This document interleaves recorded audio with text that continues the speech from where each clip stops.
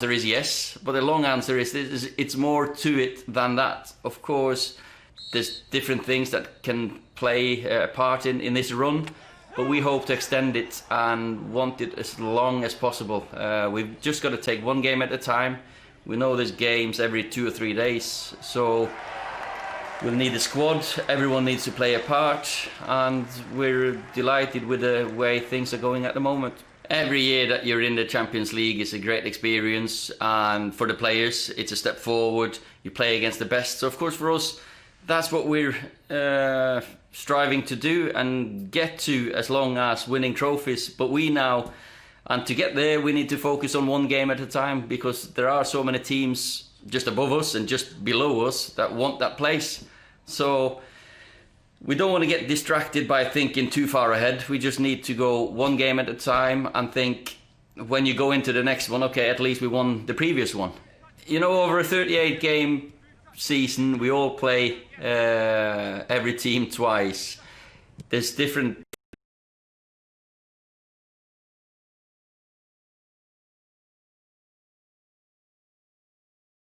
over a 38 game season, we all play every team twice.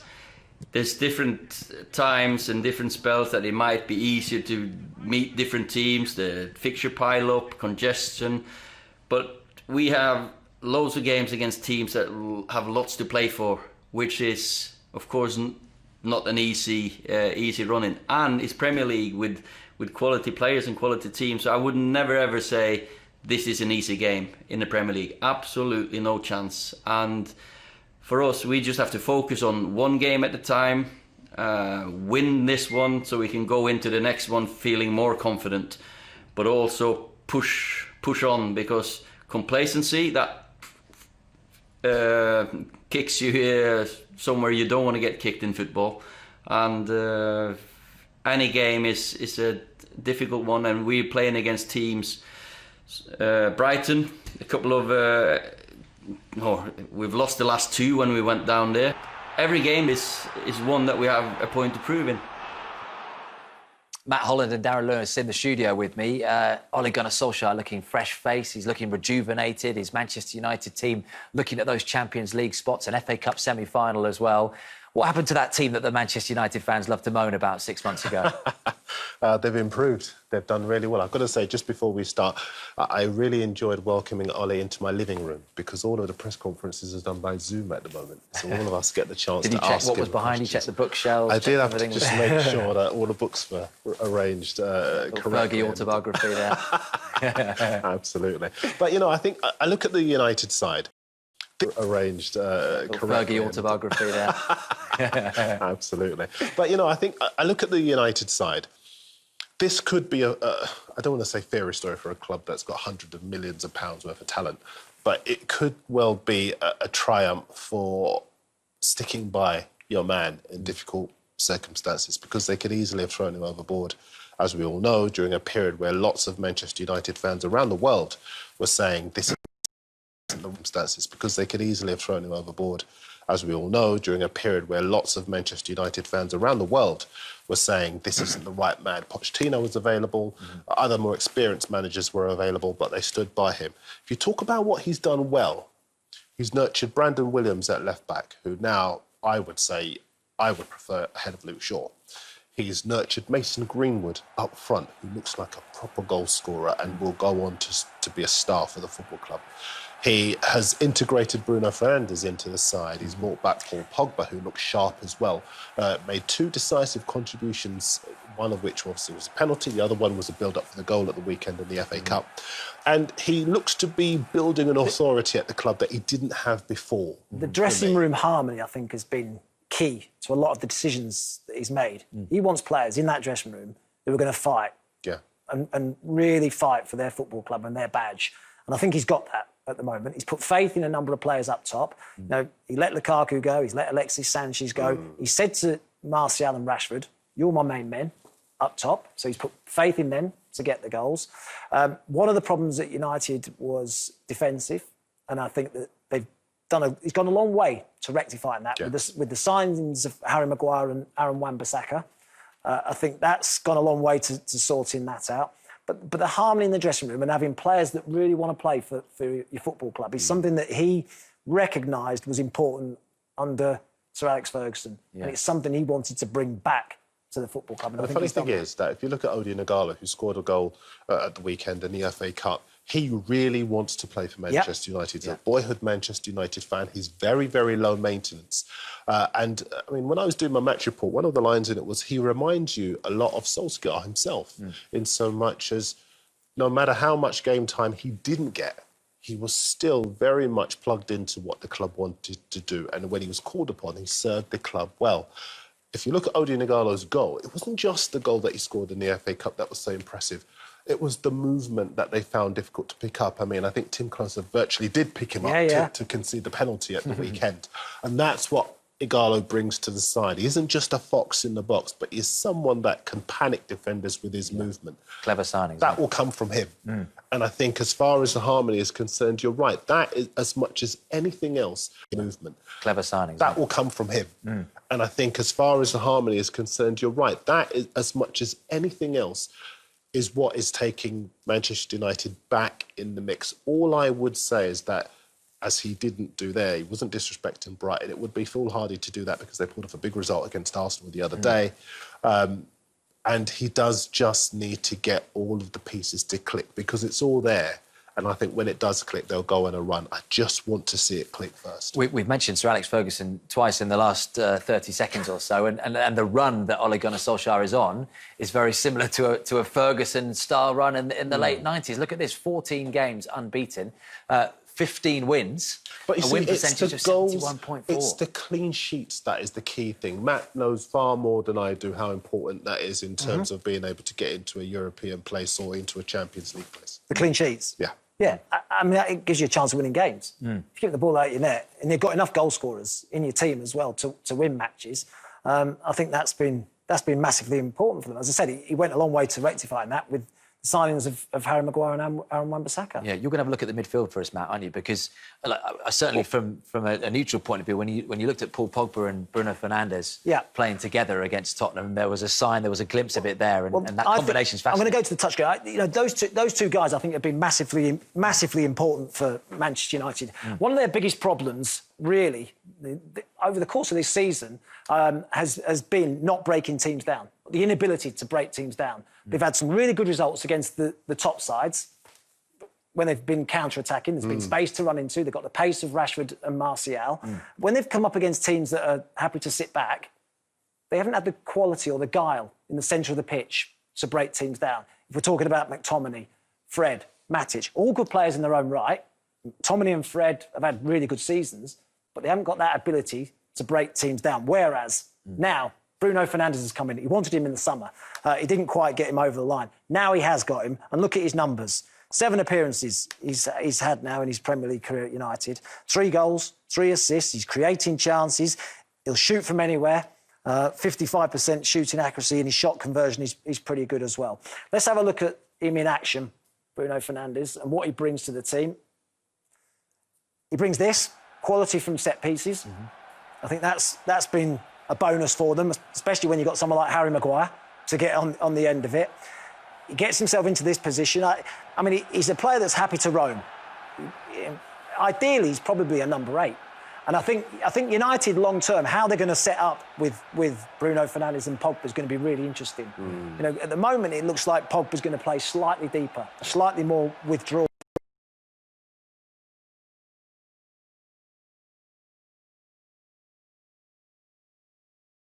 Role with Bruno Fernandes and Pogba is going to be really interesting. You know, at the moment, it looks like Pogba's going to play slightly deeper, a slightly more withdrawn role. And Fernandes has been given the number 10 spot. Whereas I think the best weight, personally, and it depends, I suppose game to game, that will change. They complement each other, don't they? They do complement each other well. You know, they could do it like Man City play it with one holding midfield player. De Bruyne and David Silva have been so good for Man City. But you could play with Fernandes and Pogba in those number 8 positions where they've both got the ability to get forward. They've both got the ability and the energy to get back as well. Let's have a look at Paul Pogba and what he's brought since he's returned to the team. Now, I talk about teams, I'm going to pause it straight away. I talk about teams United have struggled to break down. Spurs were very defensive against United. It was a Mourinho-like performance where he got everyone behind the ball and said, go on then, break us down. Look at this. He's got 4 players around him. There's enough bodies in the box as well. And Ben Davies is in a position where he can get out and try and affect it if he does get past Eric Dyer. Look at this bit of skill that we see from Paul Pogba. And ultimately, Eric Dyer dives in, which gives United the opportunity to get the equaliser. What a pass. That pass there, there was probably, I mean, no one else in the not many people in the Premier League could do that. Yeah. Again, he's picked the ball up in his own half. Can you see McTominay? Can you see Fred? Can you see Matic going past someone as easily as that? No. And all of a sudden the picture opens up. No. He's confronted by a man right in front of him, and then all of a sudden he beats him, and he's got pictures, he's got options. Who's his option? Just ahead of him. I'm talking about him in that slightly deeper role. His option is in here, look. Bruno Fernandes. Yeah. Just in that position. Do look at the space. That's why his tail is wagging now, someone like Paul Pogba, because actually he's been waiting for Fernandes all this time. Well, possibly. I mean, that little bit of quality in midfield, and he can trust Bruno Fernandes to give him the ball, and he knows that next pass might be the one that gets his team in. Look at the space that Bruno Fernandes is in. And that's only opened up, really, because of Paul Pogba's skill in the middle of the pitch. But this is what we've been saying for so long, isn't it? When we've been writing about Pogba, we've been writing about him in the context of a Juventus side that had quality all across the midfield.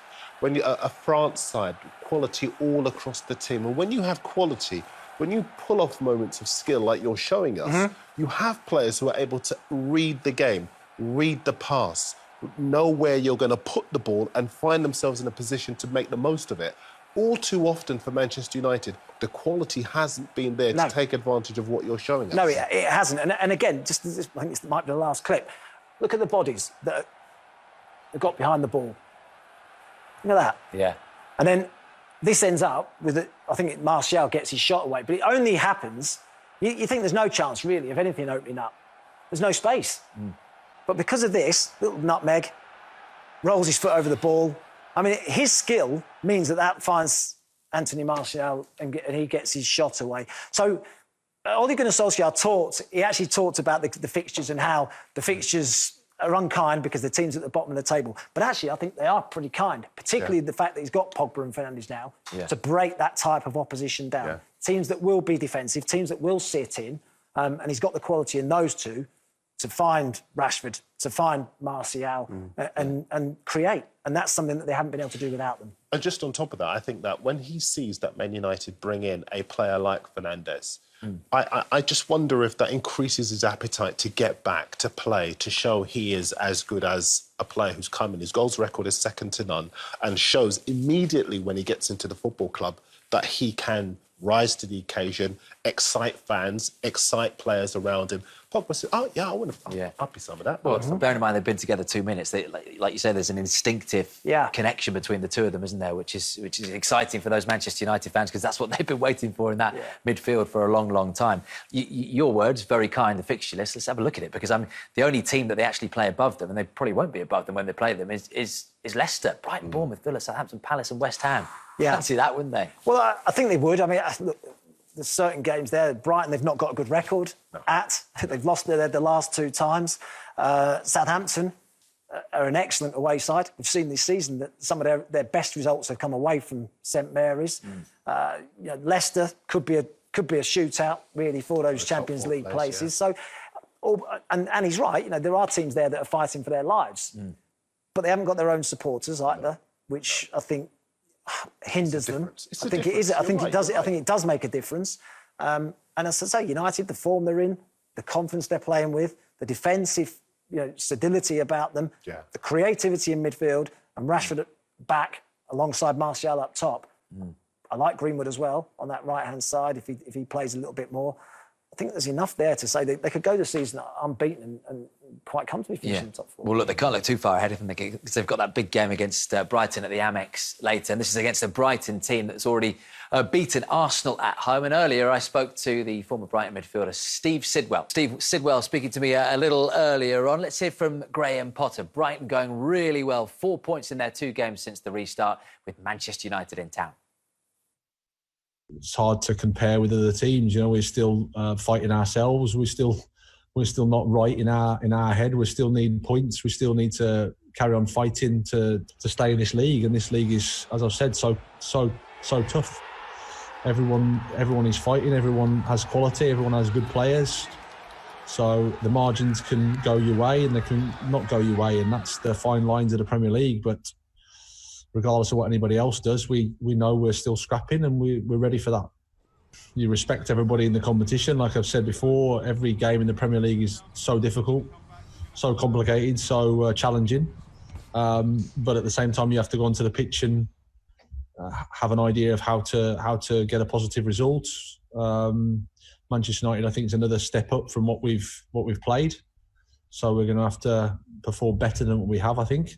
You can go a little bit crazy thinking about how many points you may or may not need, and then you forget about the fact that you've got to play football. You know, we play against Manchester United, one of the form teams, if not the form team in the competition. We have to focus on the next game, which is them, and do everything we can to pick up points. And that's what we'll try to do until the end of the season. Yeah, Brighton have actually won their last 3 top-flight games against Manchester United, a run stretching back to 1982. Their last 2 at home, they've won as well in the Premier League. We forget that he got a 6-year deal, which is actually longer than Darren Lewis's deal at the Daily Mail. It's a big contract. They had faith in him, didn't they, from the beginning? Is key to that staying in the Premier League? Well, I think he's been true to his beliefs as well. I think, no matter what manager you are, no matter what style you want to play, Sean Dyche, we talked a little bit earlier about how he sets his teams up and how he wants to play, and he stays true to that. Graham Potter's done exactly that. He's played a certain way. Results took a downturn. They had a really bad spell. Start this year, should I say? It's only the last couple of games that they've won. One of the games that they've won, first win in 2020. But he's stuck to the way he wants to play. He's flitted between different formations, back 3 and back 4, and he's tried different things against different oppositions. Elaborate on that a little bit, the way he wants to play, because we touched on that with Steve there. And so essentially playing their way out of this trouble. They're playing the way. Well, it is brave, but it's his way. Eddie Howe at Bournemouth, he won't change. No. He can't change. It's his philosophy. It's his way of playing. If it's successful, great. And if it doesn't work, well, that's still the way I want. That's still the way I want to play. And he's stuck to that. It's a stubbornness that you see at the top end of the table with Pep Guardiola. Yeah, yes, it is. But I think you have to have that single-mindedness about how you want the game to be played.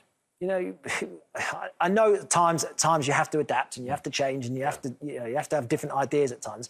But fundamentally, if your style is to play out from the back, that's what you've got to do. Because the players that he's brought in, Shane Duffy's been a big part of that team at Brighton for a number of seasons, but he doesn't necessarily fit in to the way that he wants to play. So Webster's played far more than Duffy has this season because he's better on the ball. Necessarily fit in to the way that he wants to play. So Webster's played far more than Duffy has this season because he's better on the ball. So he's picking players who suit the way he wants to play. He wants to try and play through midfield. He was brought in specifically to play a more attractive style of football. I'm glad you referenced on the chat you had a second ago with Steve that Chris Hughton had done a fine job before he was brought in.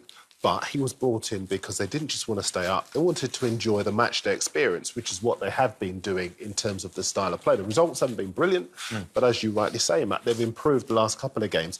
And what's helped Brighton massively, obviously, Arsenal's implosion. Because had they played Arsenal before the lockdown, Arsenal were in much better form. Their attitudes were better, and they possibly would have lost. Yeah. But also the fact that teams below them now, I can't see those 3 teams getting out of the drop zone. I think they're done. They're gone. So they've got that cushion. So they can go into this game against Man United with a bit of freedom. And you reference those 2 results from the last couple of seasons that go in their favour.